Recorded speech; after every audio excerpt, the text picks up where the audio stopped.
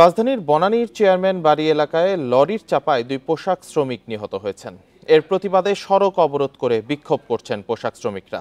এতে বন্ধ হয়ে গেছে বনানী এবং আশেপাশের সড়কের যান চলাচল। এর প্রভাবে পুরো রাজধানী জুড়ে তৈরি হয়েছে তীব্র যানজট। পুলিশ জানায় সকাল ৬টার দিকে রাস্তা পারাপারের সময় লরির চাপায় দুই শ্রমিকের মৃত্যু হয়। এরপর থেকে বিক্ষুব্ধ সহকর্মীরা সড়ক অবরোধ করে রাখেন। এতে যান চলাচল বন্ধ হওয়ায় রামপুরা, হাতিরঝিল, বনানী, মহাখালী ও গুলশান এলাকায় তীব্র যানজট দেখা দেয়। এছাড়া মহাখালী ও বনানীতে ঢাকা এলিভেটেড এক্সপ্রেসওয়েতেও আটকে আছে যানবাহন। এতে ভোগান্তিতে পড়েছেন রাজধানীবাসী। অনেকে ঘন্টার পর ঘন্টা পায়ে হেঁটে কর্মস্থলে পৌঁছান। স্থবির সড়কে আটকে আছেন বহু যাত্রী।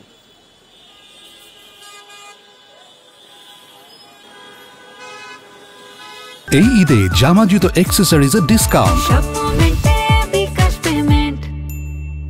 এ বিষয়ে জানাতে বনানী থেকে আমাদের সাথে যোগ দিয়েছেন সহকর্মী খালেদ রায়হান। রায়হান, এই দুর্ঘটনাটি কিভাবে ঘটলো?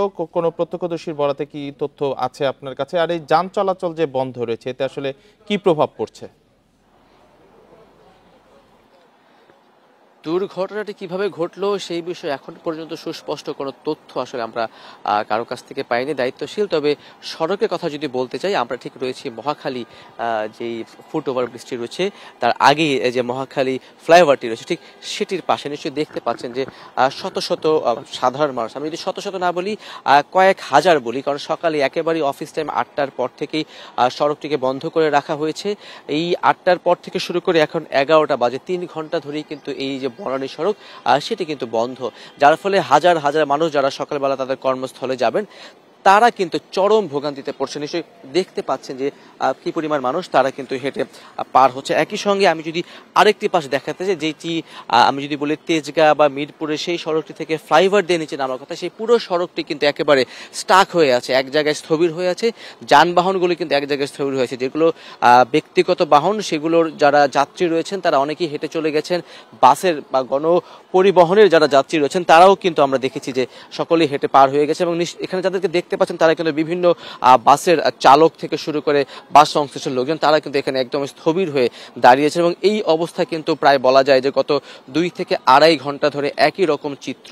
শুধুমাত্র আমতলের যে মোড়টি রয়েছে মহাখালী, সেই জায়গায় কিছুক্ষণ আগে তারা ছেড়ে দেওয়ার কারণে একটি মোড় দিয়ে কিন্তু যান চলাচল করছে। এখানে একটি বিষয় হচ্ছে যে এই জায়গাটি বন্ধ থাকার কারণে, বনানীর এই জায়গাটি বন্ধ থাকার কারণে পুরো রাজধানী জুড়ে কিন্তু এর প্রভাব পড়ছে। আমি যদি বলি, যেমনটি আপনিও বলছিলেন যে হাতিরঝিল, মহাখালী, বনানী, গুলশান এমনকি মিরপুর পর্যন্ত কিন্তু এর যে প্রভাব সেটি কিন্তু পড়তে শুরু করেছে। এবং সাধারণ মানুষ যারা আছেন তারা অনেকেই কিন্তু আসলে জানেন না, তারা অনেকের পরীক্ষা রয়েছে, অনেকের বিভিন্ন রকমের কাজ রয়েছে অফিসে, তারা কিন্তু একেবারেই বিপাকে পড়ছে বলতে আমরা কিন্তু দেখতে পাচ্ছি। এবং একই সঙ্গে আরেকটি বিষয় হচ্ছে যে যেই এখানে যারা অন্যান্য পোশাক শ্রমিকরা রয়েছেন তারা যেটি বলছেন যে চালক তাকে গ্রেফতার এবং একই সঙ্গে লরিটি আটক করা না পর্যন্ত তারা কিন্তু তাদের এই যে সড়ক অবরোধ সেটি কিন্তু তারা করেই রাখবেন বলে তারা জানিয়েছেন। এবং তারা শুধুমাত্র বনানীর যে চেয়ারম্যান বাড়ির মোড়টি রয়েছে এটিই না, এটির সঙ্গে আমরা যতটুকু তথ্য পেয়েছি তারা যেটি বলছেন এবং তারা যেটি জানিয়েছেন, তারা এলিভেটেড এক্সপ্রেসওয়ের যে রাস্তাটি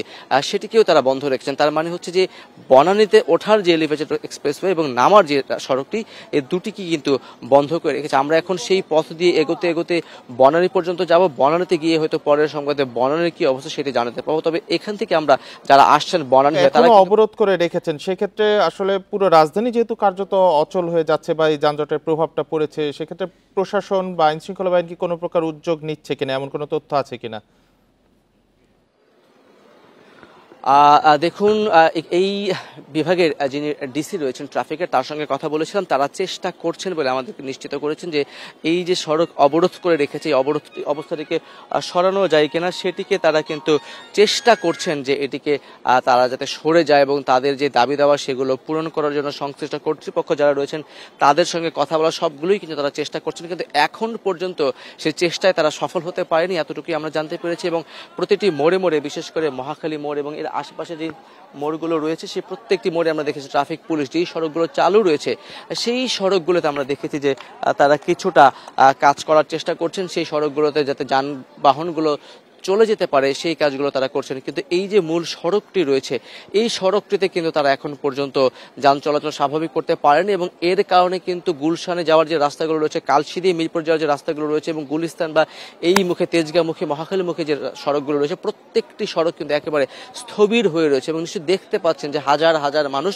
যারা সকালে কর্মস্থলে যাবেন তারা কিন্তু পায়ে হেঁটে যাওয়ার চেষ্টা করছে, অনেকে পায়ে হেঁটে যাচ্ছেন, কিলোমিটারের পরে কিলোমিটার তারা কিন্তু পায়ে হেঁটে যাচ্ছেন। যদিও নেভি হেডকোয়ার্টার কথা বলছে, বনানীর চেয়ারম্যান বাড়ি যে মোড়টি রয়েছে সেই মোড় থেকে শুরু করে তার আগের যে অংশটি, পুরো অংশটি জুড়েই কিন্তু বলা যায় যে যানজটে একেবারে নাকাল হয়ে পড়েছে রাজধানীবাসী, এবং সেই সঙ্গে ট্রাফিক পুলিশ থেকে শুরু করে ক্রাইম ডিভিশন যারা আছেন, আইন শৃঙ্খলা বাহিনীর সদস্য যারা আছেন, তারা চেষ্টা করছেন তাদেরকে সরিয়ে এখান থেকে তাদের বিক্ষোভ বা তাদের যে দাবিকে সেটিকে মেনে তাদেরকে সরিয়ে দেওয়া যায় কিনা। তবে এখন পর্যন্ত তারা সেই জায়গাতে সফল হতে পারে না, যার ফলে পুরো রাজধানী জুড়ে কিন্তু একটি স্থবিরতা রয়েছে।